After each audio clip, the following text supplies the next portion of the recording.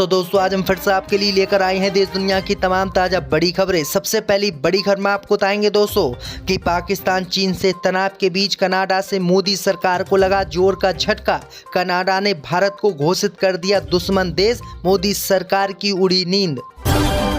जम्मू कश्मीर में सरकार बनाने के बाद आतंकवादियों के समर्थन में उतरे फारूक अब्दुल्ला, मोदी सरकार को दिया आदेश, बोले आतंकवादियों का एनकाउंटर नहीं करे जम्मू में सेना।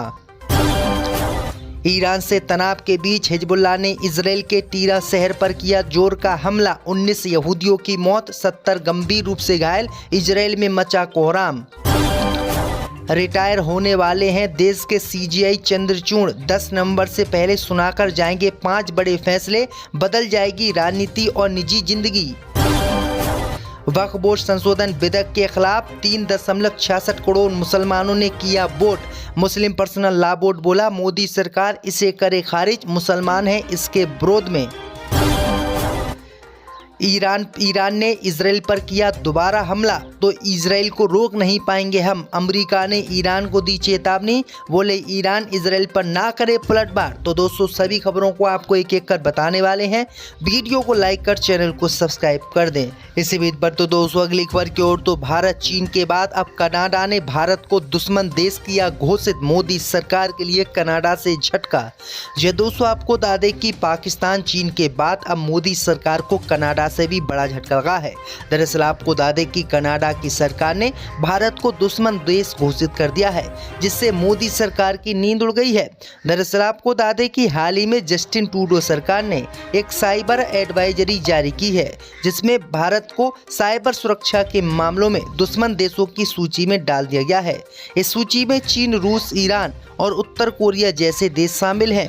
भारतीय विदेश मंत्रालय ने इस इंटरनेशनल लेवल पर भारत को बदनाम करने की ओर एक कोशिश बताया है। दरअसल आपको बता दें कि जब से केंद्र में मोदी सरकार बनी है, तब से कनाडा और भारत के रिश्ते ठीक नहीं हैं। वहीं आपको बता दें कि चीन, पाकिस्तान पहले ही भारत को अपना दुश्मन मानते थे, लेकिन अब कनाडा ने भी भारत को दुश्मन देश घोषित कर दिया है, जो मोदी सरकार की चिंता बढ़ाने वाला है। इसी बीच पर तो दोस्तों अगली खबर की ओर, तो जम्मू कश्मीर में सरकार बनाने के बाद आतंकवादियों के समर्थन में उतरे फारूक अब्दुल्ला, बोले सेना नहीं मारे आतंकवादियों को। दोस्तों आपको बता दें कि जम्मू कश्मीर में सरकार बनाने के बाद जम्मू कश्मीर के पूर्व मुख्यमंत्री फारूक अब्दुल्ला अब आतंकवादियों के समर्थन में उतर आए हैं। दरअसल आपको बता दें कि फारूक अब्दुल्ला ने ऐसा बयान दे दिया है जिसका हिंदूवादी संगठनों ने विरोध किया है। दरअसल आपको बता दें कि हाल ही में जम्मू कश्मीर में आतंकवादियों द्वारा सेना पर किए गए हमले के बाद फारूक अब्दुल्ला ने सेना को आदेश दिया है कि सेना आतंकवादियों को जम्मू कश्मीर में नहीं मारे, बल्कि उनको जिंदा पकड़े, जिससे उनके द्वारा हमला कराए जाने वाले मास्टरमाइंडों को पकड़ा जा सके। वहीं आपको बता दें कि फारूक अब्दुल्ला की इसी बात का भारतीय सेना ने विरोध भी किया है और बीजेपी भी उनके विरोध में उतर आई है। दरअसल आपको बता दें कि फारूक अब्दुल्ला ने बडगाम आतंकी हमले की जांच की भी मांग की है। इसी बीच पर तो दोस्तों अगली खबर की ओर, तो ईरान से तनाव के बीच हिजबुल्लाह ने इजराइल के टीरा शहर पर किया हमला, 19 यहूदियों की मौत, 50 गंभीर रूप से घायल। दोस्तों आपको बता दें कि ईरान से चल रहे तनाव के बीच हिजबुल्लाह ने इजराइल के एक और शहर को निशाना बनाया है। दरअसल आपको बता दें कि हिजबुल्लाह ने इजराइल के टीरा शहर पर हमला कर दिया है। हिजबुल्लाह के इस हमले में 19 यहूदियों की मौत हो गई है और 50 से ज़्यादा यहूदी गंभीर रूप से घायल बताए जा रहे हैं, जिनका इलाज अस्पतालों में चल रहा है। दरअसल आपको बता दें कि इससे पहले हिजबुल्लाह ने इजराइल के 2 और शहरों पर हमला किया था, जिसमें 7 यहूदियों की मौत हो गई थी। और उसके बाद लेबनान के हिजबुल्लाह ने आज फिर से इजराइल के टीरा शहर पर हमला किया है। वहीं आपको बता दें कि हिजबुल्लाह के हमले में इजराइल के टीरा शहर के मकान गंभीर रूप से क्षतिग्रस्त हो गए हैं और बुरी तरीके से टूटकर गिर गए हैं। वहीं आपको बता दें कि हिजबुल्लाह के इस हमले को रोकने में इजराइल का आयरन डोम सिस्टम भी फेल हो गया। इस बीच पर तो दोस्तों अगली खबर की ओर, तो रिटायर होने वाले हैं सीजीआई चंद्रचूड़, 10 नवंबर से पहले सुनाकर जाएंगे 5 बड़े फैसले। दोस्तों आपको बता दें कि देश के मुख्य न्यायाधीश डीवाई चंद्रचूड़ 10 नवंबर को रिटायर हो रहे हैं। उनके बाद जस्टिस संजीव खन्ना सीजीआई का पद संभालेंगे। ऐसे में वर्तमान चीफ जस्टिस चंद्रचूड़ के पास सुप्रीम कोर्ट के महज 5 कार्य दिवस शेष बचे हैं। इन 5 दिनों में वह कई महत्वपूर्ण मुद्दों पर फैसला सुनाएंगे। इसमें अली अलीगढ़ मुस्लिम विश्वविद्यालय को अल्पसंख्यक संस्थान का दर्जा देने से जुड़ा विवाद और मदरसा कानून की वैधता जैसे महत्वपूर्ण मुद्दे शामिल हैं। देश के चीफ जस्टिस डीवाई चंद्रचूड़ 10 नवंबर को रिटायर होने से पहले 5 ऐसे मामलों में फैसला सुनाएंगे जिनका व्यापक असर होने वाला है। दरअसल आपको बता दें कि दूसरा फैसला है संपत्ति के विवरण का मामला है। वहीं आपको बता दें कि तीसरा भर्ती प्रक्रिया में बदलाव का मामला है और चौथा LMB लाइसेंस धारक कार्डों का मामला है। तो ये बड़ी अपडेट आ रही दोस्तों कि CJI बहुत बड़ा काम करके जाने वाले हैं। इसी बीच पर तो दोस्तों अगली खबर की ओर तो इजराइल ईरान तनाव के बीच इजराइल के समर्थन में उतरा अमेरिका, ईरान को दी चेतावनी, बोले दोबारा से इजराइल पर हमला किया तो रोक नहीं पाएंगे।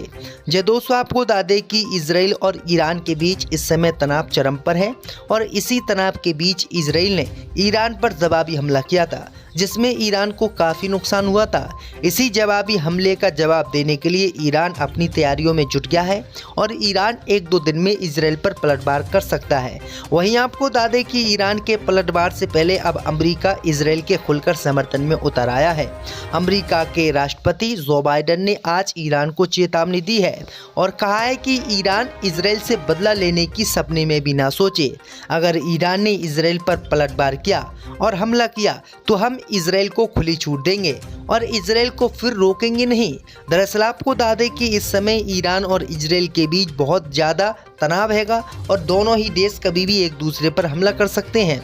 इसी बीच पर तो दोस्तों अगली खबर की ओर तो वक्फ बोर्ड संशोधन विधेयक को दरकिनार करे सरकार, 4 करोड़ मुसलमान इसके खिलाफ। दोस्तों आपको बता दें कि all India Muslim personal law board ने मोदी सरकार से वक्फ बोर्ड संशोधन विधेयक को वापस लेने की मांग की है। दरअसल आपको बता दें कि all India Muslim personal law board ने कहा है कि 13 दिनों में 3.66 करोड़ से ज़्यादा मुसलमानों ने ईमेल के जरिए वक्फ संशोधन विधेयक पर अपना विरोध जताया है। वहीं आपको बता दें कि अब all India Muslim personal law board ने कहा है कि मुसलमान इस विधेयक को नहीं चाहते हैं तो सरकार को इसे दरकिनार कर देना चाहिए और मोदी सरकार को इस कानून को वापस ले लेना चाहिए।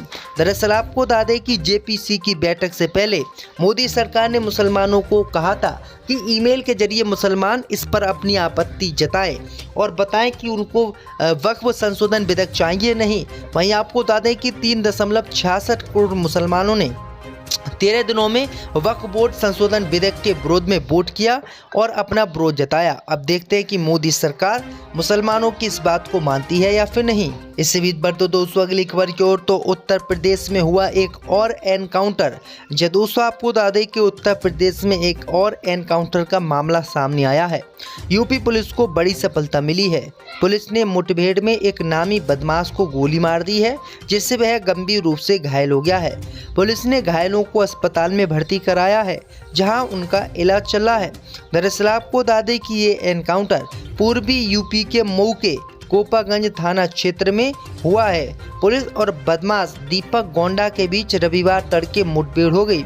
इस दौरान दोनों ओर से फायरिंग हुई जिसमें बदमाश दीपक गोंडा को गोली लगी और वह जख्मी हो गया। इसके बाद पुलिस ने आरोपी को गिरफ्तार कर लिया है।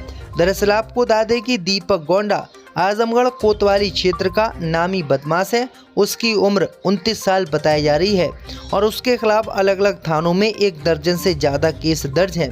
पुलिस की मुठभेड़ में घायल बदमाश का इलाज स्थानीय अस्पताल में चल रहा है। इसी बीच पर तो दोस्तों अगली खबर की ओर तो ओवैसी ने वक्फ बोर्ड में गैर मुस्लिम सदस्य होने पर उठाए सवाल। दोस्तों आपको बता दें कि AMM के प्रमुख और सांसद असदुद्दीन ओवैसी ने वक्फ बोर्ड में गैर मुस्लिम सदस्य होने पर सवाल उठाया है। उन्होंने शनिवार को हैदराबाद में कहा कि तिरुपति देवस्थान के 24 सदस्यों में एक भी सदस्य गैर हिंदू नहीं है। ओवैसी के इस बयान पर भारतीय जनता पार्टी ने हमला बोला है और इसका विरोध किया है। दरअसल आपको बता दें कि असदुद्दीन ओवैसी का मानना है कि वक्फ बोर्ड में एक भी गैर मुस्लिम सदस्य नहीं होना चाहिए क्योंकि हिंदुओं के जितने भी मंदिर हैं, जितने भी देवस्थानों की कमेटियां हैं, उन सभी कमेटियों में एक भी मुसलमान को शामिल नहीं किया गया है, सभी को हिंदुओं को दिया गया है। इसलिए मुसलमानों के कामों में भी हिंदुओं को नहीं रखा जाना चाहिए। इसी बीच पर तो दोस्तों अगली खबर की ओर तो यूपी पुलिस भर्ती परीक्षा में 17 प्रश्न पर यूपी पुलिस ने लिया बड़ा फैसला। दोस्तों आपको बता दें कि उत्तर प्रदेश पुलिस भर्ती परीक्षा को लेकर पुलिस बोर्ड ने बड़ा फैसला लिया है। बोर्ड ने 70 सवालों पर अहम निर्णय की जानकारी साझा की है। बोर्ड ने बताया है कि 25 सवालों जवाबों के गलत होने की वजह से उन्हें निरस्त कर दिया गया है। इसके अलावा 29 सवालों के लिए जवाब के विकल्पों में एक से ज़्यादा जवाब सही हैं। इस दशा में अगर अमुक के किसी एक उत्तर का जवाब दिया है जो सही है तो उसे निर्धारित अंक दिया जाएगा। वहीं 16 सवालों के जवाब में बदलाव किया जाएगा। निरस्त किए गए सवालों के अंक आवंटन पर यूपीपीआरपीबी ने कहा है कि प्रत्येक पाली के निरस्त प्रश्नों के अंक उच्च न्यायालय इलाहाबाद द्वारा निर्णीत रिट याचिका संख्या पवन कुमार अग्रहित बनाम दी गई है। तो ये बड़ी अपडेट आई दोस्तों की यूपी पुलिस के पेपर में। जिन बच्चों के अंक प्रश्न गलत हुए हैं उन पर अब फैसला सरकार लेने वाली है।